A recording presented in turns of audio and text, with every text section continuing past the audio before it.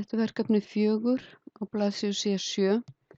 Við ætlum að setja neðanmálsgrein hér fyrir aftan fyrirsögnina og við förum hér í references og insert footnote. Þá kemur svona lína og lítill einn.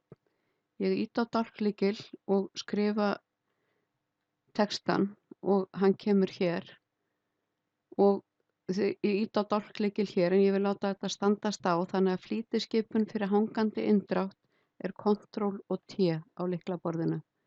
Ég get líka valið það hér í paragraf og hanging 1.25.